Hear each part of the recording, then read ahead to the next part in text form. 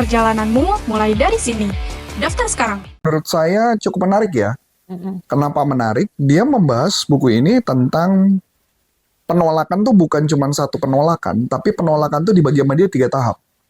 Jadi ada penolakan di awal, di tengah, sama di akhir. Iya. Dia sebut istilahnya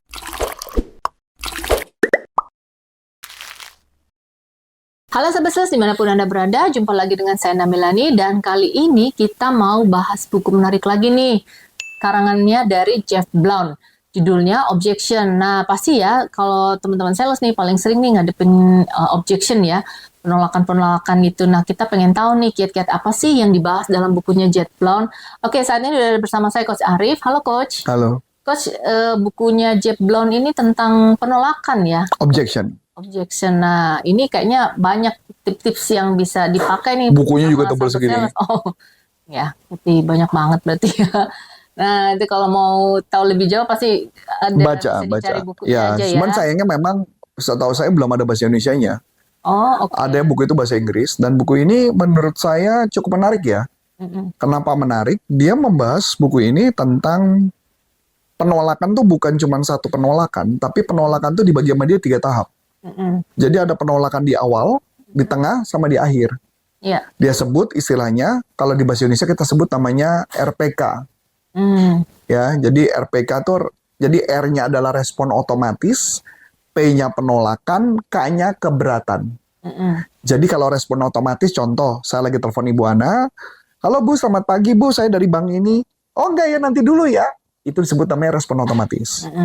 Atau saya datang door to door, selamat pagi Bu, saya dari PT ini, ntar dulu ya, itu namanya respon otomatis. Nah, itu katanya jangan dianggap serius. Kenapa jangan dianggap serius? Karena orangnya juga lupa. Mungkin bisa jadi karena dia lagi keburu-buru. Itu disebut namanya respon otomatis. Yang kedua adalah penolakan. Kalau penolakan ngomongnya udah panjang. Sudah jelasin, Ibu dengerin. Oh ya, oh enggak ya, nanti aja lain kali ya. Itu penolakan. Nah, kalau bukan kan saya itu dengerin orang ngomong, salesnya ngomong dulu panjang, terus nanti di tengah-tengah Ibu Blas bilang, nanti ya, lain kali aja ya. Oh, saya enggak ya. Itu penolakan. Gitu ya.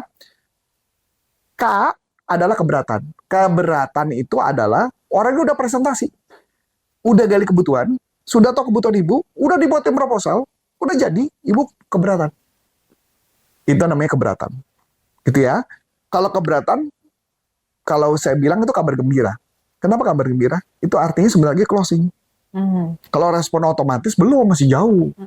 Kalau penolakan biasanya karena orang yang ngomong tidak pintar mencarinya, tidak bisa mengajak untuk bicara. Nah, itu yang menyebabkan buku ini kenapa menarik. Biasa kalau saya kan cuma diajarin satu teknik bagaimana ngatasi keberatan. Enggak, jadi benar-benar ada tahap 1, tahap 2, tahap 3. Nah, jadi seorang sales, ya saya nggak bisa jelasin terlalu panjang karena isinya panjang banget. Di setiap sales harus punya metode, cara, bagaimana caranya mengatasi keberatan di awal yang respon otomatis. Penolakan, caranya gimana? Keberatan, caranya gimana? Nah, itu yang pertama. Gitu ya. Nah, bisa nggak respon otomatis itu diatasi? Keberatan, penolakan diatasi, keberatan diatasi. Bisa. Ada satu metode yang disebut namanya, kalau dalam bukunya disebut namanya ledge. Ledge, atau kalau bahasa Indonesia paling gampang, pause atau jeda. Jadi misalkan contoh, Bu Ana misalkan ngomong, misalkan Ibu ngomong ke saya, oh nanti dulu ya Pak, gitu. Nanti dulu ya Pak. Kan pasti emosi itu. Ketika dengar kata nanti dulu tuh kan emosi itu. Karena dia emosi, maka satu-satu jalan adalah dia tenang dulu, ledge dulu. Artinya jeda dulu sejenak, tahan emosi. Oh, oke, Ibu. Kalau saya boleh tahu, Bu, ini nanti dulu maksudnya apa ya, Bu? Biar saya paham. Karena berikan saya waktu dulu, mungkin 3 menit untuk menjelaskan Ibu. Kalau nanti setelah saya jelaskan 3 menit Ibu mengatakan tidak, saya akan selesai sampai sini. Boleh ya, Bu? Nah, itu contoh. Jadi dia mengontrol emosi. Kebanyakan sales gimana? Begitu ditolak, pasti bilangnya apa? Dia akan ngomong, boleh tahu alasannya? Bu Ana tembak kan? Pokoknya enggak. Kesimpulannya apa? Ini harusnya tunggu dulu ya. Harusnya dia mencari tahu apa yang menyebabkan ibunya enggak. Kenapa? Karena teknik yang dipakai adalah presentasi, bukan menggali kebutuhan. Makanya jualannya kenapa wajar gagal. Kalau mau caranya bagaimana ngatasi, ada tekniknya, nanti kita bahas di video-video lainnya. Karena di awal cara berbicara, cara menyampaikan harusnya memancing customernya mau bertanya lebih lanjut. Kalau dia nggak bisa bertanya, nggak bisa, Bu. Itu kata kuncinya. Nah, yang kedua adalah juga menghadapi penolakan dengan percaya diri. Selama dia percaya produknya bagus. Nah, kalau dia nggak percaya produknya bagus, gimana? Kan nggak bisa dong. Ketika ditolak dia bilang, ah ya udah makasih Pak. Berhenti. Kebanyakan sales suka berhenti jualan. Lah kalau semua sales jualan lancar-lancar aja, ya kan penolakan nggak bakal ada. Justru yang serunya karena ada penolakan. Itu yang harus diatasi, gimana cara melakukannya. Nah, jadi ada beberapa teknik di dalam buku ini yang mungkin saya sharingkan di dalam buku ini, dan ini cukup menarik. Misalkan contoh, yang pertama cara melakukannya adalah menghargai keberatannya. Jadi cara mengatasinya adalah hargai keberatan. Saya kasih contoh yang paling gampang. Ya, kalau menghargai keberatan. Contoh, misalkan ibu bilang, kayaknya saya belum butuh. Misalkan coba ibu ngomong. Kayaknya saya belum butuh. Terima kasih ibu menyampaikan, menginformasikan kepada kami kalau bahwa ibu belum butuh. Wajar kalau ibu belum butuh. Nah, itu artinya memvalidasi dan menghargai keberatannya. Nah, yang kedua, bisa kita gunakan teknik yang sederhana. Itu bisa pakai teknik kalau udah dihargai, bisa kita bertanya. Kita bisa bertanya, gitu ya. Misalkan kalau mau Anda bertanya, kita bisa tanya. Dari yang tadi saya jelaskan, apakah tidak ada yang sesuai dengan kebutuhan ibu? Kalau tidak sesuai kebutuhan, makanya wajar kan dia gagal. Beda dong, kecuali dia bisa bikin sesuatu, kata-kata pembukaan yang sangat menarik, yang membuat Anda tertarik untuk mendengarkan lebih lanjut. Betul? Nah, itu kata kuncinya. Jadi harus, ini teknik mengatasi keberatan kan bagian tengah ya, Bu? Ya. Yang paling penting kan bukan mengatasinya, tapi ngomong pertamanya ngomongnya apa. Nah, berarti disiapin dulu ya? Disiapin dulu. Maka nanti di video berikutnya, nanti atau di pembahasan buku berikutnya, nanti kita akan bahas tuh bagaimana cara cold call, prospek dan sebagainya. Yang kedua, ada satu teknik yang disebut namanya feel, felt, found. Feel, felt, found. Feel, felt, found kan intinya sebenarnya kan sama-sama dengan feel ya, tapi bentuk 1, 2, bentuk 2, bentuk 3 kan. Feel, felt, found. Jadi kalau ngomong gitu ya, ketika dia ngomong, oh saya belum butuh, oh saya bisa mengerti perasaan Anda kalau Anda belum butuh. Wajar, waktu pertama kali saya dulu juga ketika baru dijelasin, saya juga merasa tidak butuh. Pas, felt. Kedua kan, bentuk kedua kan. Akhirnya saya menemukan found. Bahwa produk ini sesuai dengan kebutuhan saya. Dan saya yakin ini juga sesuai dengan kebutuhan ibu. Nah, teknik berikutnya adalah pada saat ada keberatan, gunakan teknik namanya feel, felt, dan found. Jadi feel merasakan, menginginkan ya. Merasakan, yang kedua adalah bentuk pas di masa lalu, kemudian dia menemukan. Jadi kan cara melakukannya adalah gampang. Ketika dia jualan, ketika dia ditolak, maka dia ngomong, oh iya dulu saya juga merasa, saya waktu mendengar itu, saya juga merasakan kayaknya nggak butuh.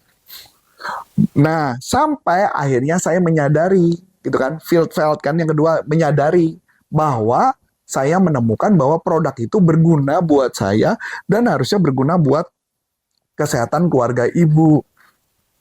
Nah, ibu kan punya anak kecil kan? Oh, saya tanya gitu. Oh iya benar tuh, kenapa Anda mengatakan itu? Nanti baru saya cerita. Maka rumus yang dipakai feel, felt, dan found. Jadi maka feel-nya itu adalah menghargai, tentang menghargai orang, sehingga orangnya ngerasa, oh gue diperhatiin ya, gue didengerin. Cuma itu aja sih rumusnya yang dipakai. Berarti dia merasa dihargai, gitu kan. Baru kemudian setelah mereka coba, mereka dapatkan manfaat karena found ya. Found. Nah, setelah itu baru masuk yang ketiga, ditambah bahwa kita langsung bertanya kepada orang yang tadi saya tanya. Ketika Anda menemukan itu, nah, ibu punya, nah langsung tanya, ibu punya anak kecil, misalnya contoh, ibu punya anak, oke, kayak gitu. Nah, itu adalah menggali problem berikutnya. Jadi rumusnya setiap orang ngomong apapun keberatan, rumusnya itu cuma simpel. Feel, felt, dan found. Abis itu gali. ketika kita gali, dia jawab, maka kita langsung ngomong. Kita kasih tahu manfaatnya. Solusinya. Contoh misalnya, sorry coach, kayaknya saya enggak nih, kayaknya harga barangnya kelihatannya harganya di atas rata-rata. Terima kasih karena Anda udah memberitahu saya. Saya juga dulu awalnya begitu sih, melihat bahwa harganya mungkin banyak orang yang ngerasa harganya terlalu tinggi. Tetapi ketika mereka menyadari manfaatnya, ternyata yang mereka dapatkan hasilnya jauh lebih besar daripada yang disampaikan. Bahkan ada company yang terjadi peningkatan. Kenapa harganya mahal? Karena bla bla bla bla bla. Bukankah di kantor ibu kebetulan ada masalah ini ya, Bu? Ada mengalami masalah ini? Nah, ketika itu kan dijawab, oh iya saya punya masalah itu. Nah pertanyaannya, pertanyaan ini datang dari mana? Pertanyaan ini datang dari yang ketika kita menggali kebutuhan di awal. Jadi kita pakai Bu buat senjatanya dia. Istilahnya kayak latihan judo gitu. Jadi dia mukul, kita tangkap, kita balikin. Intinya gitu. Nah ketika dia jawab dong, oh gitu ya, Mama bisa begitu? Bisa, justru itu kenapa makanya harga kami berbeda gitu. Itu beberapa tips and trick ya Coach ya dalam buku ini, bagaimana sebagai seorang sales kita bisa menghadapi objection gitu ya. Paling enggak kita sudah punya persiapan ya Coach ya sebelum objection itu muncul. Sebelum objection muncul kita udah siap dulu. Jadi ini makanya kenapa setiap sales harus diberikan pelatihan. Setiap rumus ketika jualan dia pakai rumus ya feel, felt, found. Habis itu mereka bertanya, teknik pertanyaan dari mana? Dari ketika menggali kebutuhan.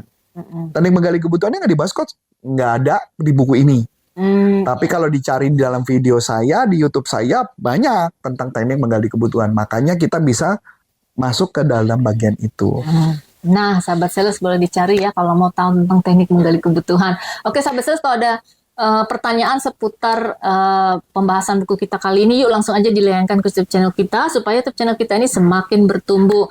Nah, kita akan ketemu lagi dengan buku-buku selling menarik lainnya dalam YouTube channel kita ini. Oke, dengan saya Namelani dan saya Coach Antoni Sari mengucap banyak terima kasih, sukses buat Anda, sampai jumpa. Banyak ide, omset melejit.